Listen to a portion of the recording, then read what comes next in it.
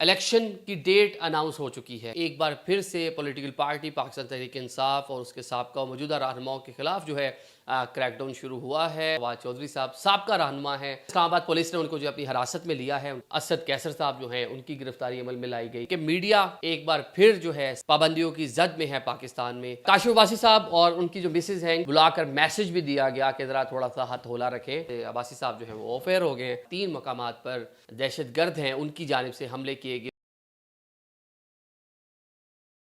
अस्सलाम वालेकुम नाजरीन, मैं हूं आदिल निज़ामी और आप देख रहे हैं मेरा यूट्यूब और फेसबुक चैनल आदिल निज़ामी स्पीक्स। नाजरीन, आज के व्लॉग में हम बात करेंगे एक बार फिर से पॉलिटिकल पार्टी पाकिस्तान तहरीक-ए-इंसाफ और उसके साबका और मौजूदा रहनुमाओं के खिलाफ जो है क्रैकडाउन शुरू हुआ है और उसके पीछे क्या वजूहात हैं, क्या ऐसी रीजंस बनी कि कई माह तक बाहर रहने वाले जो पीटे रहनुमा हैं उनकी गिरफ्तारी जो है दोबारा की गई। इसके अलावा हम बात करेंगे कि मीडिया एक बार फिर जो है शदीद किस्म की सेंसरशिप और पाबंदियों की जद में है पाकिस्तान में।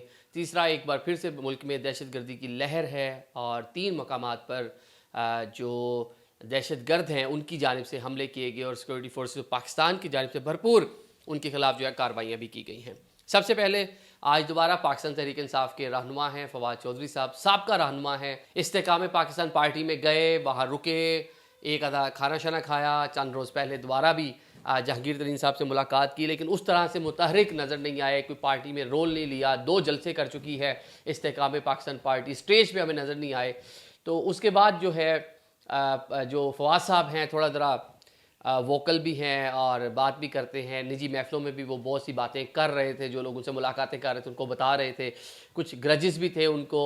और साबका जो उनकी जमात है पाकिस्तान तहरीक इंसाफ, उनसे जो उनकी एफिलिएशन है वो ख़त्म भी नहीं करना चाह रहे थे, लेकिन हो भी गई थी। इस्तेहकाम पाकिस्तान में जाना भी नहीं जा रहे थे, लेकिन जाना भी पड़ा।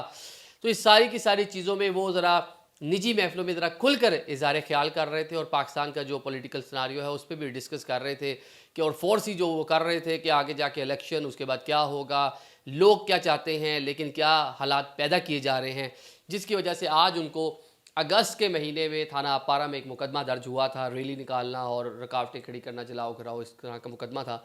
उस मुकदमे में उनके घर के साथ मुलैका एक पार्क है, संडे का रोज़ था, वही चौधरी साहब ज़रा खुले डुले आदमी है और वो अपना नाश्ता कर रहे थे। एक घर के साथ जो है एक छोटा सा पार्क है, वहाँ पे बैठ के वहाँ से इस्लामाबाद पुलिस ने उनको जो अपनी हिरासत में लिया है, उनको गिरफ़्तार किया है। उनकी जो वाइफ हैं उन्होंने भी ट्वीट के ज़रिए भी आगाह किया, उनके जो भाई हैं उनसे भी बात हुई तो उन्होंने बताया जी बिल्कुल उनको गिरफ़्तार कर लिया गया है। दूसरा, हमने देखा गुज़िश्ता रोज़ असद कैसर साहब जो हैं उनकी गिरफ़्तारी अमल में लाई गई। अब एक तरफ जो है इलेक्शन की डेट अनाउंस हो चुकी है कि 8 फरवरी को मुल्क में आम इंतखाबात का इनेकाद होने जा रहा है।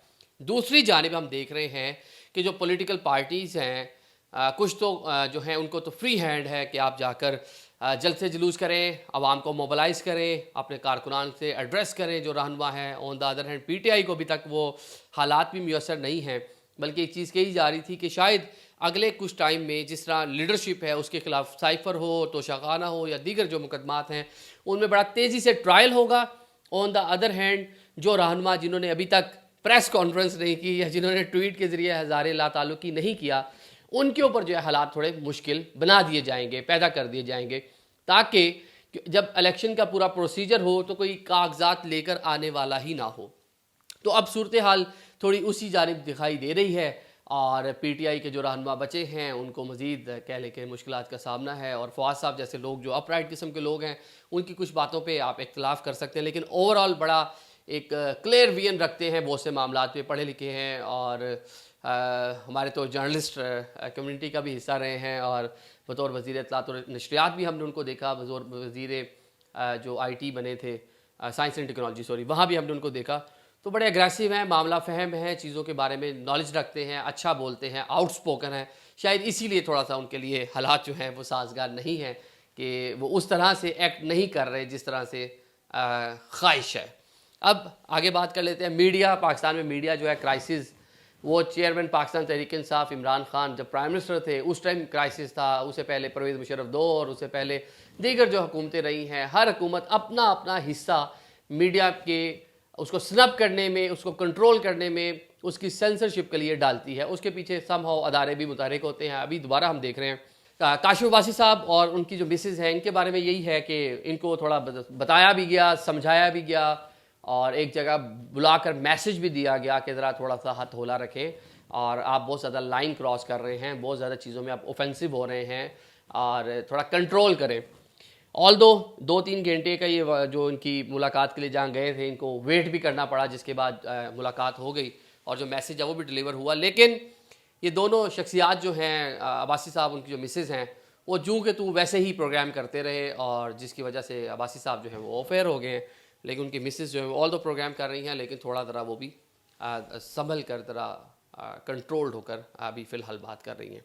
फिर चौधरी गुलाम हुसैन साहब, उनके तर्ज़ सहाफ़त से आपको भी इख्तलाफ हो सकता है, मुझे भी डेफिनेटली है भी, कि आप बिल्कुल एक पॉलिटिकल पार्टी के माउथ पीस नहीं बने। आप जो सिचुएशन है उसके ऊपर बात करें तो उनकी एफिलिएशन पाकिस्तान तहरीक इंसाफ के साथ बहुत ज़्यादा थी और बड़ा खुलकर वो पाकिस्तान तहरीक इंसाफ को सपोर्ट करते थे, जो मेरे ख्याल से जर्नलिस्टिक जो तकाज़े हैं उसके वो मुनाफी है।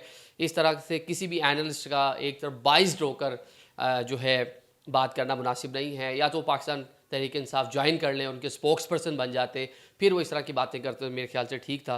उनका भी प्रोग्राम जो है बंद कर दिया गया है। इसके साथ साथ अदील राजा जो अरशद शरीफ शहीद के प्रोड्यूसर थे, वो भी काशिफ अब्बासी के साथ मुंसलिक हो चुके थे, उनको भी फायर कर दिया गया है। और अब हम आपको एक और ख़बर दे रहे हैं कि जियो टेलीविज़न पे भी एक बहुत बड़ा प्रेशर इस टाइम पड़ा हुआ है, उनको भी प्रेशराइज़ किया जा रहा है कि हामिद मीर साहब का जो प्रोग्राम है उसके ऊपर भी वो खुश नहीं है अदारे के, वो जिस तरह बात कर रहे हैं, जिस तरह चीज़ों को लेके चल रहे हैं।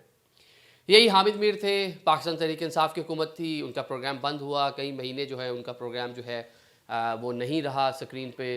तकरीबन 4 माह उनका जो प्रोग्राम है, प्रोग्राम तो चले किसी और ने किया, लेकिन मीर साहब नहीं है तो प्रोग्राम तो नहीं है ना, क्योंकि नाम तो उन्हीं के साथ उसका वो कैपिटल टॉक था।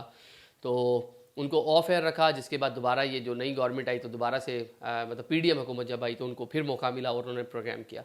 तो अब उनके लिए भी सुन रहे हैं कि हालात जो है उस तरह से साजगार नहीं हैं। तो ये इलेक्शन अनाउंसमेंट के बाद फ़िलहाल वो साजगार माहौल भी पैदा किया जा रहा है कि जर्नलिस्ट खुलकर बात ना करें, पॉलिटिकल पार्टी जिनको इजाज़त है वो तो काम करें, जिनके बारे में कुछ खदशात हैं या कुछ दीगर मामलात हैं उनको उस तरह से वर्क नहीं करने दिया जाएगा। अगर आपको केसेस और नौमी वाक़यात और किसी भी किस्म के मामलात में पाकिस्तान तहरीक इंसाफ या किसी भी सियासी जमात के हवाले से कोई मामलात हैं तो उनको कोर्ट्स के अंदर पेश करके सज़ाएँ दिलवा लें, पार्टी को बैन कर दें, बल्ले का निशान वापस ले लें और मेरे ख्याल से फिर तो चले तमाम चीज़ें समझ आती हैं।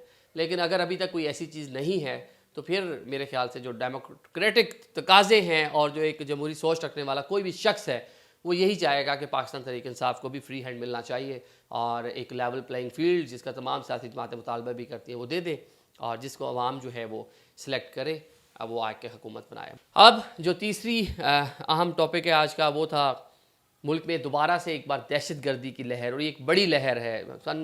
हम देख रहे हैं कि अरसा दराज से पाकिस्तान में टेररिज्म जो है वो ऑफ एंड ऑन, कुछ हालात बेहतर भी हुए। 2013-14 के बाद हमने ज़रबे अज़ब और जिस तरह से पाक फ़ौज की जानिब से कार्रवाइयाँ की गई और जिस तरह से यहाँ पे टीटीपी और दाइश या जो जो तंजीमें थी, अलकायदा के जो यहाँ पे सेगमेंट्स यहाँ से ऑपरेट कर रहे थे उनके खिलाफ जो है बड़ी तेज़ी से कार्रवाई की गई और उनको जो है क्रश करके रख दिया गया। लेकिन एक बार हम देख रहे हैं दोबारा से कि ये दोबारा से एक बार सर उठाया है दहशतगर्दी की लहर ने, और ये जो टाइम है ये बड़ा इंपॉर्टेंट है। हम देख रहे हैं कि पाकिस्तान से जो अफ़गान नेशनल हैं उनको हम यहाँ से वापस भेज रहे हैं। On the other hand Afghanistan में दोबारा तालिबान की हुकूमत आ चुकी है। रीजन देख लें ओवरऑल, वहाँ भी हालात थोड़े से नासाजगार हैं और गज़ा और ये जो पूरे मामलात एक वॉर की सिचुएशन है। तो इस ऐसी टाइमिंग में पाकिस्तानी इकॉनमी पहले सफ़र कर रही है, इंटरनल हमें वैसे प्रॉब्लम्स हैं, इलेक्शन ईयर, इलेक्शन अनाउंस हो चुका है। तो इस टाइम पीरियड में एकदम से इस तरह से टेररिज्म का होना, जो ग्वादर में पसनी और डीआई ख़ान और मियांवाली में एयर बेस पे जिस तरह हमले हुए हैं, ये थोड़ा लम्हा फ़िक्रिया है, एक बार हमें सोचना पड़ेगा। और जो एक यहाँ पे एक बात होती है कि शायद इसी तरह की चीज़ें इस मुल्क में हों और जो स्टेबिलिटी है उसका आना मुमकिन ना हो पाए। जो लोगों ने एक उम्मीद लगा रखी है कि इलेक्शन हो, उसके बाद एक जो गवर्नमेंट आए वो आके यहाँ पे काम करे, सर्व करे और एक सिस्टम बने जो चले और डिलीवर करे, जिसके बाद ये जो मुल्क के मसाइल हैं वो इकॉनमी हो, लॉ एंड ऑर्डर हो, वो ठीक हो। तो इलेक्शन के अनाउंसमेंट के बाद इस तरह के हमलों का होना शायद ये सारी की सारी चीज़ें और इस चीज़ को सबूताज करने की कोशिश है। तो इसका जिस तरह हमारे कानून नाफिज करने वाले अदारे काम कर रहे हैं वैसी पूरी कौम को मिलकर मुकाबला भी करना है और जो शोहदा हैं उनके लिए हम दुआ गो हैं अल्लाह में उनको खरीक रहमत करे और उनकी जो फैमिलीज़ हैं उनको सब्र दे। उन्होंने मुल्क और कौम और प्यारे वतन के लिए कुर्बानी दी, अपनी जान का नजराना पेश किया है। जितना भी उनको खराज तहसीन पेश करें वो कम है। Thank you so much.